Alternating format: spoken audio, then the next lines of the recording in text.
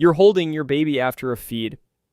They're limp and warm against your shoulder, that particular heaviness that only happens when they're full and half asleep.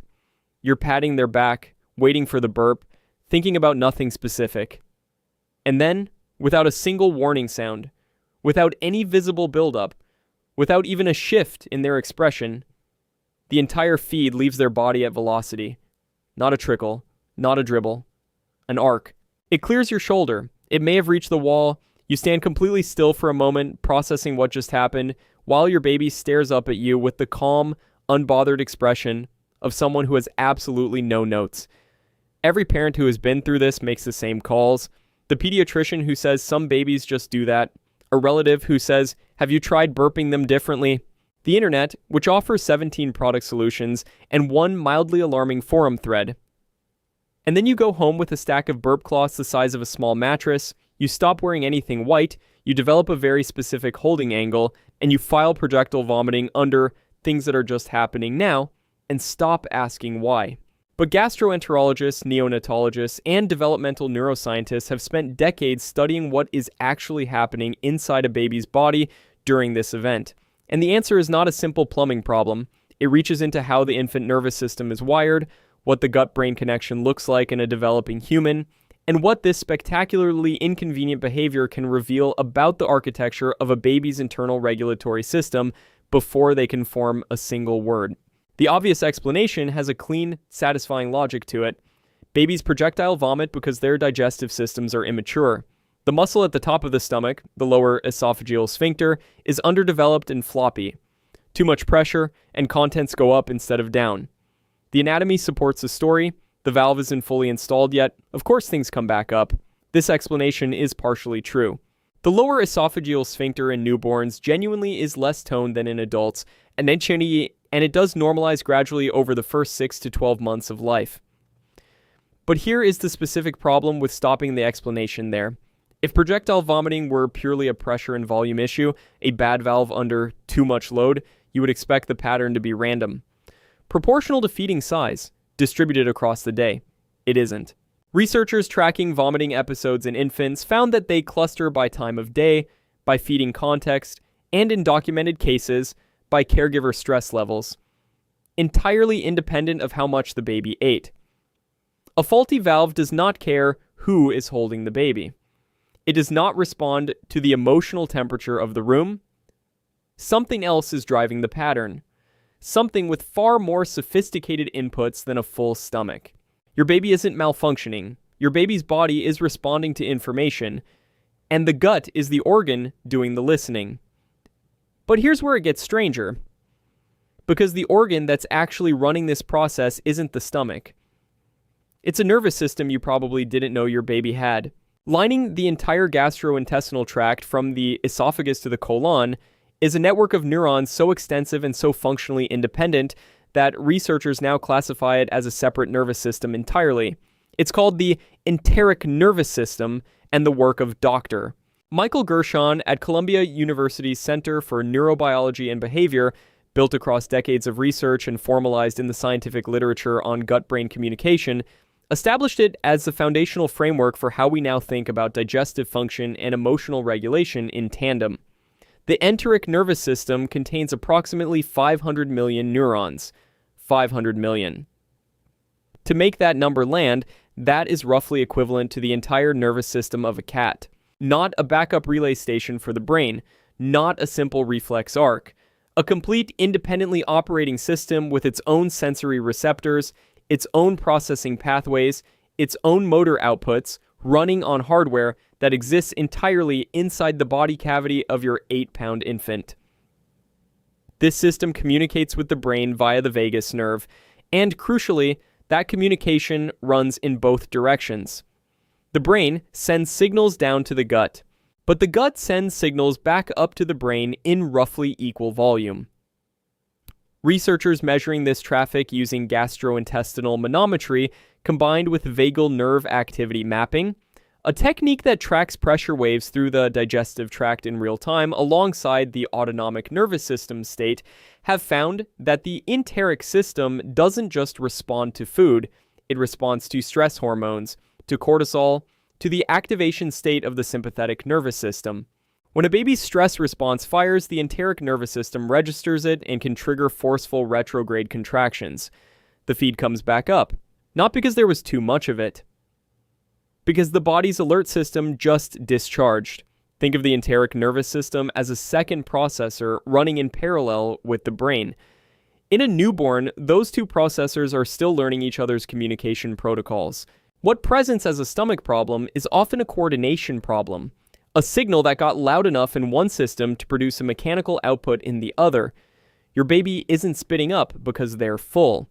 Your baby's gut is reporting on the state of their nervous system, and projectile vomiting is the alarm going off. Now I need to tell you about a condition that affects roughly 1 in every 300 to 500 infants, and that produces the most extreme, medically significant form of projectile vomiting. Understanding it rewrites what we think we know about the milder version too. Infantile hypertrophic pyloric stenosis, IHPS, is a condition in which the pyloric muscle, the ring of tissue at the stomach's exit point, thickens progressively until it partially or completely blocks the passage of food into the small intestine. Documented in the surgical literature of journals including the Archives of Disease in Childhood and the Journal of Pediatric Surgery, and tracked through large Scandinavian registry studies that followed tens of thousands of infants, it has a clinical fingerprint unlike almost anything else in pediatric medicine. Here's what's disorienting about it.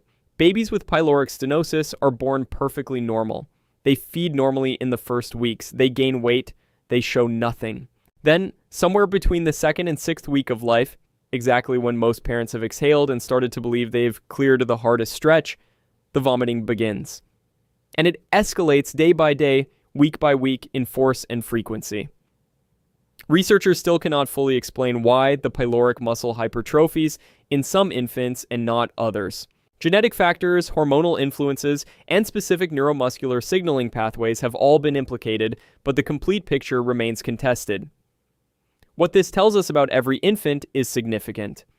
The pyloric muscle in all newborns is undergoing active postnatal remodeling. It is not a static structure. It is a hormonally responsive, rapidly developing tissue in the middle of its own construction timeline.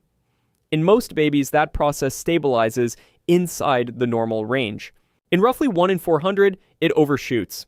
The difference between the standard case and the pathological one is not a different kind of body. It is the same developmental process running on a different calibration. Your baby's stomach isn't just a container that overfills. It's a developing organ in active negotiation with a hormonal system that isn't finished building itself. Now I need to tell you about something that happens in the feeding environment that almost no parent connects to vomiting, but that researchers have identified as one of the most consequential regulatory variables in early infancy. In the 1970s and 80s, Dr. T. Barry Brazelton at Harvard and Boston Children's Hospital developed the Neonatal Behavioral Assessment Scale, a framework for understanding infant behavior as communication rather than reflex. What emerged from that work, and from the research it generated, was a finding that felt counterintuitive and turned out to be foundational. The infant's autonomic nervous system is not self-regulating at birth. It is co-regulated.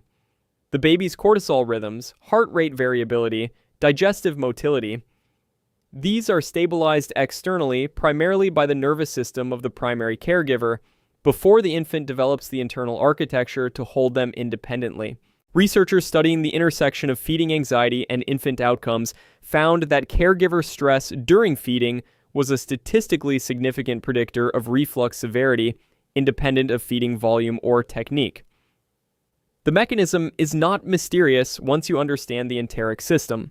An anxious caregiver feeds with tension in their body, elevated heart rate, rushed pacing, physical stiffness, reduced sensitivity to the baby's satiation cues. The infant, whose nervous system is running in continuous synchrony with the caregiver's physiological state, absorbs that activation. The sympathetic nervous system engages, cortisol rises, gastric motility shifts. The lower esophageal sphincter, already operating with limited tone, is now doing its job inside a body flooded with alert chemistry.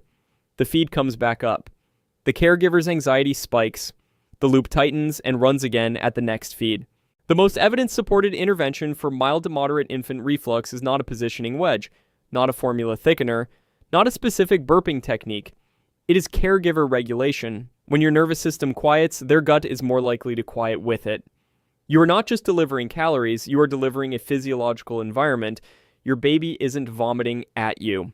Your baby's body is reflecting the conversation your two nervous systems are already having, and the gut is just the most visible part of the reply. And now I need to say something important. Everything described so far sits on the normal spectrum of immature gut development and the ordinary turbulence of two nervous systems learning to communicate. Most babies who projectile vomit are doing exactly this, and they will outgrow it.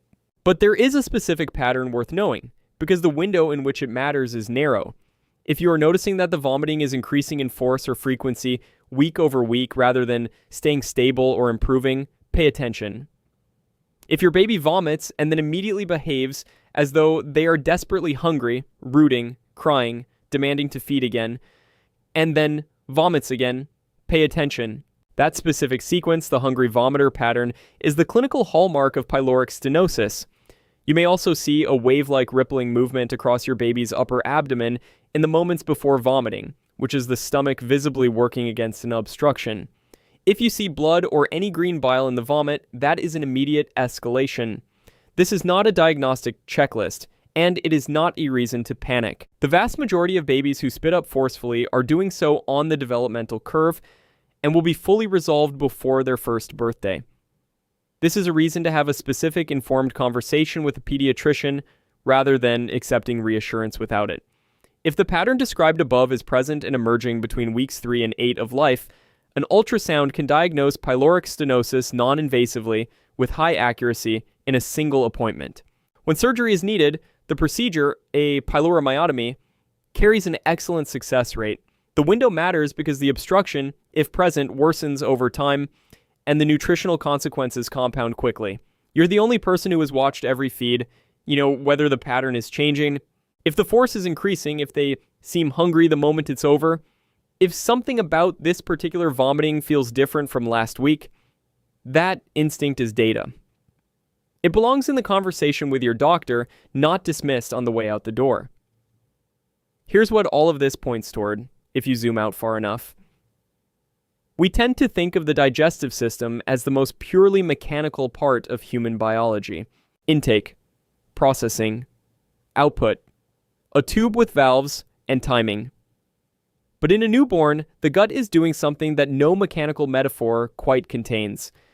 It is finishing its own construction while simultaneously learning to read signals from a brain that is also finishing its own construction while running a live bidirectional feed with the nervous system of the person most responsible for keeping it alive. Every system in a newborn is externally regulated before it becomes internally regulated. Temperature, cortisol rhythm, sleep architecture, heart rate variability, and yes, digestion. The caregiver's body is the scaffolding while the infant's body builds the internal wiring to hold itself. Projectile vomiting at its most fundamental level is what can happen when that scaffolding is still going up, when the external regulation hasn't yet fully arrived, when the signals between two nervous systems crossed, or when the internal hardware hasn't finished its calibration sequence. It is not a broken system. It is the cost of being born before you're finished, which is, for the record, what all humans do. So the next time you're standing there, soaked at 2 in the afternoon or 2 in the morning, holding a very unbothered baby who just launched an entire feed across the room, remember what actually happened. Their second brain fired. Their gut, running 500 million neurons in a system as complex as a cat's entire nervous system, detected a signal from their own hormones, from your nervous system, from the limited tone of a valve that is still being constructed, and it responded the only way it currently knows how: loudly. That is not your baby failing. That is your baby's body doing precisely what an unfinished, externally scaffolded, deeply sophisticated human system does when it is still in the process of becoming. The burp clots are not a parenting failure, they are infrastructure costs. If your baby was a projectile vomiter, I want to know something specific. Was there a moment you noticed the pattern? A particular time of day? A feed that was different? Something that turned out to be a signal? Drop it in the comments because other parents are reading them right now, and what you observed matters. And if you want to understand why your baby sometimes goes completely rigid and arches their back, not during feeding, not when they're hungry, Not when anything visible has changed, but in the middle of being perfectly calm. That is the next video. Most parents are told it's gas. Some are told it's colic. The neuroscience says something different entirely. And once you understand what's actually happening in their nervous system when that arch occurs, you will never look at it the same way again.